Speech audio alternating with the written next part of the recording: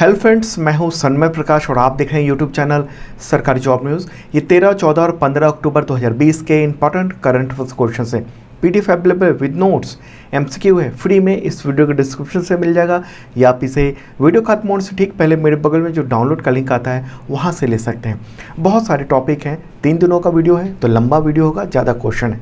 कौन कौन से टॉपिक हैं मुख्य तौर पर शॉर्ट में बता दूँ। जैसे किस राज्य ने महिलाओं को नौकरियों में 33% आरक्षण दे दिया है, किस राज्य ने राज्य संचालित जो मदरसे हैं उसको बंद करने का ऐलान किया है। आईएमएफ की इम्पॉर्टेंट एक रिपोर्ट आई है, वर्ल्ड इकोनॉमिक आउटलुक, तो उसमें क्या बात है जीडीपी का, और पड़ोसी देश से भी कम हमारी प्रति व्यक्ति जीडीपी होने जा रही है, इसका अनुमान है, ये बात होगी। इकोनॉमिक का जो इकोनॉमिक साइंस है उससे रिलेटेड जो नोबेल प्राइज़ का अनाउंसमेंट हुआ है, वो कितने समुद्री तटों पर ब्लू फ्लैग का दर्जा दिया गया है उसको। इसके अलावा खेल दिवस योजना, बहुत सारे क्वेश्चन हैं। पहला क्वेश्चन सबसे इम्पॉर्टेंट, किस राज्य ने या कहें किस राज्य सरकार ने सरकारी नौकरियों में महिलाओं को 33% आरक्षण देने का फैसला किया है। आंसर होगा पंजाब। ओके, पंजाब की सरकार की कैबिनेट ने 14 अक्टूबर को ये फैसला लिया है। मुख्यमंत्री हैं कैप्टन अमरिंदर सिंह, तो उन्होंने ट्वीट करके इसकी जानकारी दी है और कहा है कि नए बदलावों के तहत अब पंजाब में जो सरकारी नौकरियां हैं और निगमों, इसके अलावा बोर्ड में जो भी सरकारी नौकरियां हैं, चाहे वो ग्रुप ए हो, बी हो, सी हो या डी हो, तो उनमें महिलाओं को 33% का आरक्षण का लाभ मिलेगा। ओके, और इसके लिए पंजाब कैबिनेट ने पंजाब सिविल सर्विस महिलाओं के लिए पदों का आरक्षण नियमों 2020 उसको मंजूरी दी है, नियम को भी मंजूरी दे दी है। और महिलाओं को ये जो आरक्षण है केवल पंजाब के निवासियों को ही मिलेगा, दूसरे राज्य की महिलाओं को ये लाभ वहाँ पर नहीं मिलेगा। ओके, और आपको बता दूं कि कैबिनेट ने राज्य रोजगार योजना 2020-2022 ये मंजूरी दी है। इसके तहत ये होगा कि तमाम जो भी खाली पद हैं, करीब 1 लाख से ज़्यादा, तो उनको भरा जाएगा। ओके, तो एक इम्पॉर्टेंट बात है। पंजाब की बात हो रही है, मुख्यमंत्री कौन है? अमरिंदर सिंह, राजधानी चंडीगढ़, और राज्यपाल कौन है? बीपी सिंह बदनौर। अगला क्वेश्चन लेते हैं, किस सरकार ने राज्य संचालित तमाम मदरसों को बंद करने का ऐलान किया है? आंसर होगा असम सरकार। वहाँ के शिक्षा मंत्री हैं हेमंत बिस्वा शर्मा, तो उन्होंने कहा है कि नवंबर 2020 में सभी जो राज्य संचालित मदरसे हैं, मतलब जिनको राज्य के द्वारा संचालित किया जाता है, उनको बंद करने की एक अधिसूचना जारी की जाएगी। अभी अधिसूचना जारी नहीं हुई है, नोटिफिकेशन जारी नहीं हुआ है, ये नवंबर में होगा, ऐलान अभी क्या है। और उनका ये भी कहना है कि राज्य में करीब 100 संस्कृत स्कूल हैं उसको भी बंद किया जाएगा, और जो सभी राज्य संचालित जो मदरसे हैं उनको नॉर्मल जो स्कूल हैं सरकारी, उसमें परिवर्तित कर दिया जाएगा और फिर शिक्षकों को ट्रांसफ़र किया जाएगा। तो ये किया जाना है वहाँ पर, तो इस पर काफ़ी विवाद भी चल रहा है। ओके, तो ये बात है। तो असम की बात हो रही है, मुख्यमंत्री कौन है? सर्बानंद सोनोवाल, और गवर्नर जगदीश मुखी, राजधानी का है दिसपुर। अगला क्वेश्चन बहुत इंपॉर्टेंट है, ये भी काफ़ी चर्चा चल रही है इसकी अंतर्राष्ट्रीय तौर पर और भारत में भी। क्वेश्चन होगा, अंतर्राष्ट्रीय मुद्रा कोष यानी इंटरनेशनल मॉनिटरिंग फंड, शॉर्ट में कहते हैं IMF, तो उसने अक्टूबर 2020 में एक रिपोर्ट जारी की है, विश्व आर्थिक परिदृश्य, इंग्लिश में कहेंगे वर्ल्ड इकोनॉमिक आउटलुक। तो इस रिपोर्ट में भारत का जो जीडीपी है उसका क्या अनुमान लगाया गया है इस साल 2020 में? आंसर होगा -10.3%। ओके, देखिए इससे पहले RBI ने अभी हाल ही में कहा था कि भारत की जीडीपी में जो गिरावट है कोरोना वायरस की वजह से वो 9.5% की होगी, यानी जीडीपी ग्रोथ -9.5 होगा। लेकिन IMF का कहना है अब कि वर्ष 2020 में भारत की जो जीडीपी है वो 10.3% कम हो जाएगी। IMF जो जारी करता है वो जनवरी टू दिसंबर तक का ये आकलन जारी करता है, लेकिन एक्चुअल में हमारा जो फाइनेंशियल ईयर है वो अप्रैल टू नेक्स्ट ईयर का मार्च होता है। ठीक है, अलग अलग देशों में फाइनेंशियल ईयर जो होता है वो अलग अलग होता है, तो लेकिन IMF वो जनवरी से दिसंबर तक का ये अनुमान लगा के करता है। और हालांकि इस रिपोर्ट में जो IMF की है उसमें ये भी कहा गया है, अनुमान लगाया गया है कि 2021 में भारत की जीडीपी का जो ग्रोथ होगा वो पॉजिटिव में होगा और 8.8% होगा। और आपको बता दूं कि ये जो रिपोर्ट है वो इम्पॉर्टेंट है, वजह ये है कि IMF जो है साल में 2 बार ये रिपोर्ट जारी करता है, एक अप्रैल में और एक अक्टूबर में। तो ये अक्टूबर का है। हालांकि इसका अपडेटेड वर्जन भी होता जारी जुलाई और जनवरी में, लेकिन माना जाता है कि 2 ही रिपोर्ट ये है। तो रिपोर्ट की जो मुख्य बातें हैं वो आपको बता दूं मैं, वो भी इम्पॉर्टेंट है। रिपोर्ट में ये कहा गया है कि वर्ष 2019 में दुनिया की जो जीडीपी है उसमें 2.8% का ग्रोथ हुआ था, ग्रॉस डोमेस्टिक प्रोडक्ट, ठीक है। 2.8% का ग्रोथ हुआ था, जबकि 2020 में कोरोना पेंडेमिक की वजह से दुनिया भर की जीडीपी 4.4% सिकुड़ गई है, सिकुड़ जाएगी। मतलब अनुमान तो ये है 4.4% जो है वो कम हो जाएगी, यानी -4.4% होगा। और यही 2021 में जीडीपी बढ़ेगी और 5.2% का अनुमान लगाया गया है। देशों के बारे में कहें तो सिर्फ चीन की जीडीपी 2020 में इम्प्रूवमेंट करेगी, ये कहा गया है, अनुमान है। 1.9% ग्रोथ का अनुमान है। बाकी तमाम देशों में गिरावट आएगी और भारत की जो अर्थव्यवस्था है उसमें 2020 में -10.3% का ग्रोथ होगा, यानी 10.3% की गिरावट की संभावना है। ओके, तो ये एक इम्पॉर्टेंट बात थी। चलिए आगे बढ़ते हैं, इसी से रिलेटेड अगला क्वेश्चन लेते हैं। आईएमएफ ने अक्टूबर 2020 की वर्ल्ड इकोनॉमिक आउटलुक रिपोर्ट में भारत की प्रति व्यक्ति जीडीपी कितना रहने का अनुमान लगाया है। आंसर होगा $1877। ओके, ये प्रति व्यक्ति जीडीपी क्या हुआ, मतलब जितनी देश की जीडीपी है हो रही है, यानी जितना हम जीडीपी क्या कहते हैं, किसको कहते हैं, जीडीपी कहते हैं एक तो सरकार ने कितना खर्च किया, कंपनियों ने कितना इन्वेस्ट किया, पब्लिक ने कितना खर्च किया, इन सब को जोड़ लिया जाता है। इसके अलावा जो एक्सपोर्ट हो रहा है उससे घटा लिया जाता है इंपोर्ट को, ओके, और फिर सबको जोड़ दिया जाता है। तो ये जो है टोटल ये जीडीपी होता है। उसका कैलकुलेशन भी आप मेरे बगल में देख रहे हो, इस तरह से होता है। तो ये टोटल जो एक साल का प्रति व्यक्ति, यानी जितनी आबादी उसे डिवाइड करते हैं जीडीपी का, जितना जीडीपी निकलता है देश का, तो वो $1877 रहने की उम्मीद है।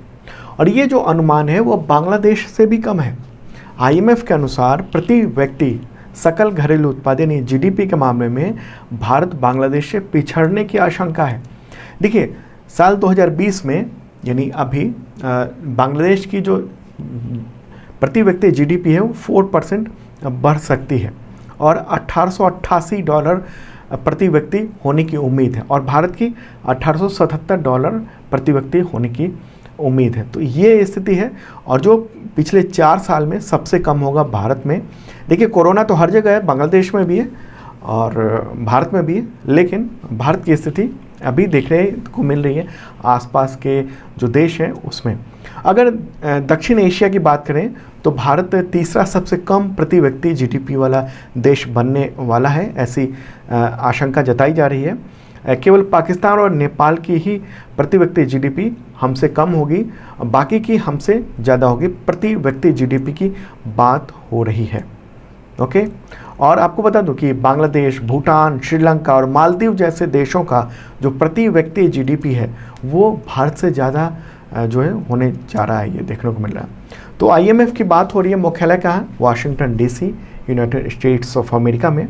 और अभी प्रबंध निदेशक कौन है, क्रिस्टलिना जॉर्जिएवा, और चीफ इकोनॉमिस्ट कौन है, गीता गोपीनाथन। ये तो याद रहना चाहिए। अगला क्वेश्चन लेते हैं। अर्थशास्त्र यानी इकोनॉमिक साइंस के क्षेत्र में नोबेल प्राइज़ 2020 किसे मिलने का अनाउंसमेंट हुआ है। आंसर होगा 2 लोग हैं, पॉल आर मिलग्रोम और रॉबर्ट बी विल्सन। ये दोनों को मिलना है, दोनों अमेरिकी हैं। कब हुआ ऐलान, तो 12 अक्टूबर को हुआ है। अर्थशास्त्र में उन्होंने क्या ऐसा किया जिसकी वजह से इन दोनों को ये नोबेल प्राइज़ देने का अनाउंसमेंट हुआ है। तो देखिए, नीलामी के सिद्धांत में सुधार और नए नीलामी प्रारूप का उन्होंने आविष्कार किया है। इंग्लिश में कहेंगे for improvement to auction theory and invention of new auction formats. उन्होंने ऐसी वस्तुओं और सेवाओं के लिए नए नीलामी प्रारूप तैयार किए, जैसे कि रेडियो फ्रिक्वेंसी, जिन्हें पारंपरिक रूप से बेचना बहुत मुश्किल था। रेडियो फ्रिक्वेंसी हो गया, या फिर जो फ़ोन की जो स्पेक्ट्रम है उसको बेचने का हो गया। तो इसको बेचना मुश्किल था, तो उन्होंने दुनिया भर के जो विक्रेता, खरीदार, इन सबको एक तरह से लाभ पहुंचाया, एक फॉर्मेट बताया कि इस फॉर्मूले से आप इस चीज़ की नीलामी कर सकते हैं और कितना कैलकुलेशन किया जाए। ये हुआ ताकि सरकार को भी फ़ायदा हो और जो कंपनियां हैं उसको नुकसान भी ना हो। तो इसलिए ये ऑक्शन थ्योरी जो थी उसके लिए इनको दिया गया है ये अवार्ड। ओके, तो इम्पॉर्टेंट बात है। एक सवाल आपसे, 2019 में जो नोबेल प्राइज़ है इकोनॉमिक्स का किसे दिया गया था? कमेंट बॉक्स में ज़रूर बताइएगा। न याद हो तो सरकारी जॉब न्यूज़ पर चले जाइए, वहाँ पर आपको करंट अफेयर से सर्च कर लेना, आप मिल जाएगा आपको। आगे बढ़ते हैं, उससे पहले बता दूं कि 2020 का इंपॉर्टेंट करंट अफेयर्स अवेलेबल है। जनवरी से सितंबर तक का डिटेल नोट्स है, एमसीक्यू है ढेर सारा, आपके हर एग्जामिनेशन में काम आ सकता है। ज़रूर देख लेना आप, पीडीएफ डिस्क्रिप्शन में मिल जाएगा। 2019 का भी है पीडीएफ, वो भी आप देख सकते हो, उसका बुक भी है अमेजन पे। अगला क्वेश्चन ये भी इम्पॉर्टेंट है, भारत के कितने समुद्री तटों को ब्लू फ्लैग का दर्जा दिया गया है? आंसर होगा 8। पर्यावरण मंत्रालय ने इसकी जानकारी दी है 11 अक्टूबर को, और उन पर्यावरण मंत्रालय ने कहा है कि भारत अब दुनिया के उन 50 देशों में शामिल हो गया है जिनके पास ब्लू फ्लैग का दर्जा वाला स्वच्छ समुद्री तट है। ओके, साथ ही देश को समुद्री तटों को जो स्वच्छ बनाए रखने की जो कोशिश है और उसके लिए भी अवार्ड दिया गया है 3rd international best practice award. Okay, तो अभी केंद्रीय पर्यावरण मंत्री हैं प्रकाश जावड़ेकर, तो उनका कहना है कि ये बड़े सम्मान की बात है। अच्छा, ये क्वेश्चन होता है कि ब्लू फ्लैग जो है क्या और ये कौन देता है ये फ्लैग? देखिए, स्वच्छ समुद्री तटों के लिए ये सम्मान दिया जाता है और डेनमार्क का एक फाउंडेशन है, एक एनजीओ कह लीजिए, बहुत बड़े अंतर्राष्ट्रीय स्तर का, नाम है उसका foundation for environmental education. Okay, foundation for environment education, तो ये संस्था देती है और ये संस्था समुद्र तटों को, यानी कोस्टल जो हैं, कोस्ट हैं समुद्र के, तो उसकी बहुत बारीकी से पड़ताल करती है, तो अब देती है। जैसे बहुत सारी चीज़ों का देखा जाता है, 33 तरह के स्टैंडर्ड है, जैसे वहाँ पानी की गुणवत्ता क्या है, पॉल्यूशन को निपटाने के लिए क्या उपाय किए गए हैं, प्राथमिक चिकित्सा उपकरण क्या है, पालतू जानवर तट पे आ तो नहीं रहे हैं, तो इस तरह की चीज़ें हैं जो ये किया गया। तो अच्छा, ये भी जान लेते हैं कि कौन कौन से ब्लू फ्लैग वाले जो समुद्र तट हैं वो कौन कौन से हैं। तो आप मेरे बगल में देख रहे हैं, शिवराजपुर ये गुजरात में है, घोघला दीव में है, दमन दीव वाला दीव में, कासरकोट ये कर्नाटक में है, पुदुबिद्री ये कर्नाटक में है, कप्पड़ ये केरल में है, ऋषिकोंडा ये आंध्र प्रदेश में है, गोंडन उड़ीसा में है और राधानगर ये अंडमान में है। तो ये सब है फाउंडेशन फॉर एनवायरमेंट एजुकेशन, यानी फ़ी उसने ये दिया है और उसकी स्थापना कब हुई थी? 1985 में फ्रांस में। अगला क्वेश्चन लेते हैं, बैडमिंटन ब्रांड ट्रांसफॉर्म ने किस खिलाड़ी को ब्रांड एम्बेसडर बनाया अपना? आंसर होगा चेतन आनंद। ओके, देखिए ट्रांसफॉर्म जो है वो भारतीय ब्रांड है और ये कंपनी मार्केट में रैकेट उपलब्ध कराती है, विदेशों से आयात करती है और फिर यहाँ अपने ब्रांड में इसको बेचती है। अगला क्वेश्चन लेते हैं, किस राज्य ने जगन्नाथ विद्या कनुका योजना शुरू की? आंसर होगा आंध्र प्रदेश। क्या होगा इसके तहत? तो इसके तहत तो पूरे राज्य के जो सरकारी स्कूल हैं क्लास 1 से लेकर 10th तक, तो उनको स्कूल किट या कहें विद्या कनुका ये दिए जाएंगे। इसमें 3 जोड़ी यूनिफॉर्म, 1 जोड़ी जूते, 2 जोड़ी मोजे, बेल्ट, बुक्स, कॉपियाँ, नोटबुक्स, स्कूल बैग, ये सब कुछ इसमें होगा। तो आंध्र प्रदेश के मुख्यमंत्री कौन है? वाईएस जगन मोहन रेड्डी, तो उन्होंने ही ये योजना की शुरुआत की है। आंध्र प्रदेश के गवर्नर कौन है? बिस्वा भूषण हरिचंदन। ओके, और वहाँ 3 राजधानियों जो है वो प्रस्तावित हैं, कैबिनेट ने पास किया हुआ है। कौन कौन से? अमरावती, विशाखापट्टनम और करनूल। ओके, और जब राज्य विभाजन हुआ था उस समय जो घोषित राजधानी थी वो हैदराबाद, और बाद में ये अमरावती को राजधानी बनाने की बात थी, लेकिन अब सरकार ने 3 प्रस्तावित राजधानी रख दी है, कैबिनेट ने पास भी कर दिया। कौन कौन? ये हमेशा ध्यान रखना, विशाखापट्टनम, करनूल और अमरावती। अगला क्वेश्चन, देश का पहला हर घर जल वाला राज्य इनमें से कौन सा है? आंसर का गोवा है। प्रेस इंफॉर्मेशन ब्यूरो यानी PIB ने इसके बारे में इंफॉर्मेशन दी है। जल जीवन मिशन के थ्रू आप एक ट्वीट भी देख रहे हो, ये गोवा के मुख्यमंत्री ने ट्वीट किया है, जल शक्ति मंत्रालय की तरफ से जो ट्वीट था उसको रीट्वीट किया है। तो इसके अनुसार जो गोवा जो है वो हर घर जल वाला ऐसा पहला राज्य बन गया जहां हर ग्रामीण घर जो है वो नल के कनेक्शन से जुड़ा हुआ है। ओके, गोवा की बात हो रही है, राजधानी क्या है? पणजी। गवर्नर कौन है? भगत सिंह कोश्यारी। ओके, वो महाराष्ट्र के भी गवर्नर हैं, भगत सिंह कोश्यारी। मुख्यमंत्री कौन है गोवा के? प्रमोद सावंत।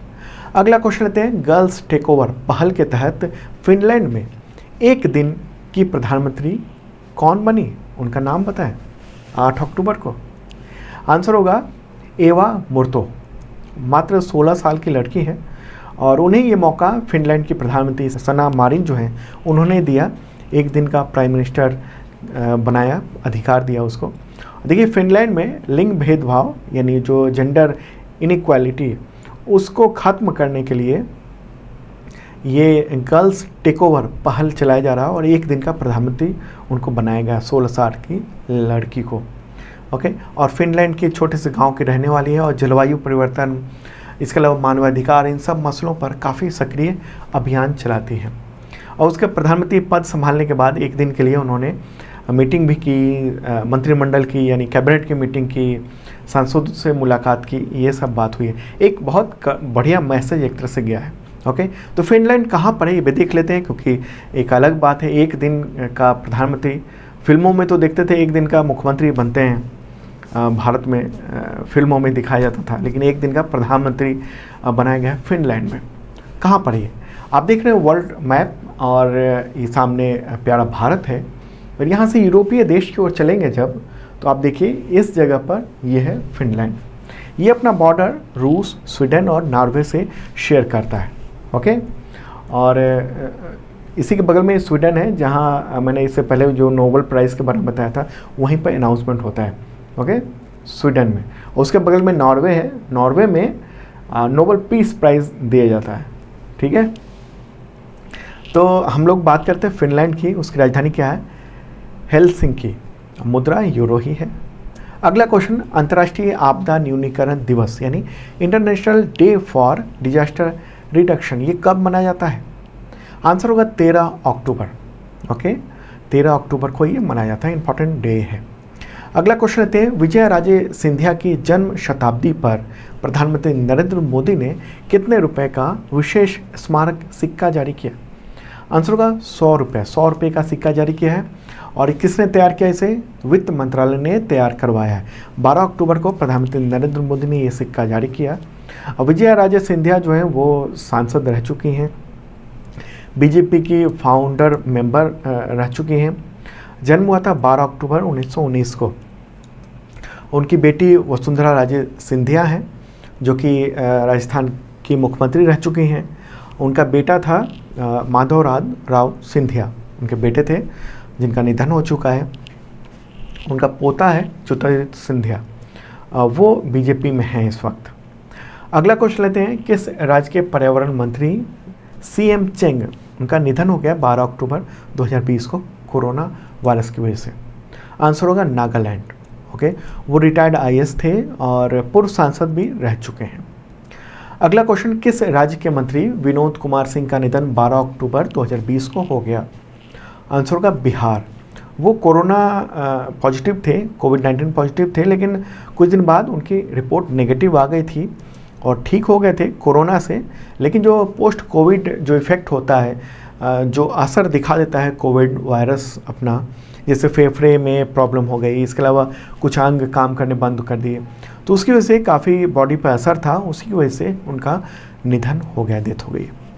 अगला क्वेश्चन आते हैं, सरकारी स्कूल को पूरी तरह से डिजिटल क्लासरूम में बदलने वाला देश का पहला राज्य कौन सा है? इंपॉर्टेंट क्वेश्चन है। आंसर होगा केरल। वहाँ के मुख्यमंत्री कौन है? P विजयन। तो उन्होंने ही 12 अक्टूबर को राज्य के जो सार्वजनिक शिक्षा क्षेत्र को पूरी तरह से डिजिटल करने की घोषणा की है, और ये देश का पहला ऐसा राज्य बन गया है जिसके सभी पब्लिक स्कूल यानी जो सरकारी स्कूल हैं वो सब जो हैं, उनकी जो क्लासेस हैं वो हाईटेक हो गई हैं। और इसे किसने पूरा किया इन स्कूलों के लिए? तो Kerala infrastructure and technology for education, उसने ये किया है। और ये 2019 से ही ये काम चल रहा था। 5 जुलाई 2019 को ही ये लॉन्च कर दिया गया था। उस वक्त कोरोना कुछ नहीं था। तो आप देखेंगे हमेशा कि एजुकेशन और टेक्नोलॉजी को लेकर जो साउथ के राज्य हैं उसमें काफ़ी काम होता है, और नॉर्थ के राज्यों में हम लोग देखते हैं कि ये टेक्नोलॉजी और एजुकेशन को लेकर खासतौर पर जो सरकारी प्रयास हैं वो बहुत कम होते हैं, ध्यान भी नहीं रहता है। तो केरल की बात हो रही है, मुख्यमंत्री मैंने बताया पी विजयन, गवर्नर कौन है? आरिफ मोहम्मद खान। अगला क्वेश्चन लेते हैं। एशियाई विकास बैंक यानी एशियन डेवलपमेंट बैंक ने राजस्थान को शहरों में समावेशी एवं सतत जल आपूर्ति और स्वच्छता संबंधी बुनियादी ढांचे के सेवाओं के लिए कितना लोन देने को मंजूरी दी है? मतलब अगर आसान शब्दों में कहें तो एडीबी ने राजस्थान को जलापूर्ति योजना के लिए कितने लोन देने की मंजूरी दी है? आंसर होगा $300 मिलियन। रुपए में कन्वर्ट करेंगे कितना होगा? 2220 करोड़ रुपए। यही है शहरों में गुणवत्तापूर्ण, अधिक टिकाऊपूर्ण जल आपूर्ति करना, वाटर सप्लाई, ये सबको देना। तो राजस्थान की बात हो रही है, मुख्यमंत्री कौन है? अशोक गहलोत, और गवर्नर कलराज मिश्र हैं इस वक्त। और एडीबी यानी एशियन डेवलपमेंट बैंक के अध्यक्ष कौन है? मात्सुगु अस्कावा। मुख्यालय कहाँ है? फिलीपींस में। अगला क्वेश्चन लेते हैं। खिलाड़ी और पूर्व भारतीय कप्तान कार्लटन चैपमैन, तो उनका निधन हो गया, डेथ हो गई है 12 अक्टूबर को। तो किस खेल से जुड़े थे? आंसर होगा फुटबॉल से जुड़े हुए थे। उनका निधन हुआ है अभी हाल ही में, और जन्म हुआ था 13 अप्रैल 1971 को बेंगलुरु में, कर्नाटक में। और वो 1997 में साउथ एशिया फुटबॉल महासंघ का जो गोल्ड कप जीता था जिस टीम ने, भारतीय टीम ने, तो उसके कप्तान रह चुके थे। 2001 में ही उन्होंने फुटबॉल से संन्यास लेने की घोषणा कर दी थी। अगला क्वेश्चन, विश्व मानक दिवस यानी वर्ल्ड स्टैंडर्ड्स डे, ये कब मनाया जाता है? आंसर होगा 14 अक्टूबर। और थीम क्या है इस साल की 2020 की? Protecting the planet with standards. Okay, आगे बढ़ते हैं। अगला क्वेश्चन लेते हैं। किसकी आत्मकथा देह विचवा करनी, इसका विमोचन यानी लॉन्चिंग प्रधानमंत्री नरेंद्र मोदी ने अभी हाल ही में किया है? आंसर होगा डॉक्टर बाला साहेब विखे पाटिल। ओके, ये आत्मकथा है उनकी, उसका शीर्षक का नाम है देह विचवा करनी, और उसका अर्थ होता है जीवन किसी नेक काम के लिए समर्पित कर देना। ओके, और वो डॉक्टर पाटिल कई बार लोकसभा के सदस्य रह चुके थे। 2016 को ही 84 ईयर की उम्र में उनका निधन हो चुका है। अगला क्वेश्चन लेते हैं। ओलंपिक के 400 डबल्स रेस चैंपियन चार्ली मूर का निधन हो गया है 8 अक्टूबर 2020 को। किस देश से थे? आंसर होगा USA, United states of America. तो दोस्तों ये था इंपॉर्टेंट करंट अफेयर्स। कैसा लगा जरूर बताना। पीडीएफ अवेलेबल हो गया है, मेरे बगल में क्लिक कीजिए, डाउनलोड कर लिए, या डिस्क्रिप्शन से भी ले सकते हैं, वहाँ और भी पीडीएफ अवेलेबल है। ओके, और जिन लोगों ने सब्सक्राइब नहीं किया ज़रूर करना, साथ में बेल आइकन दबाना मत भूलना।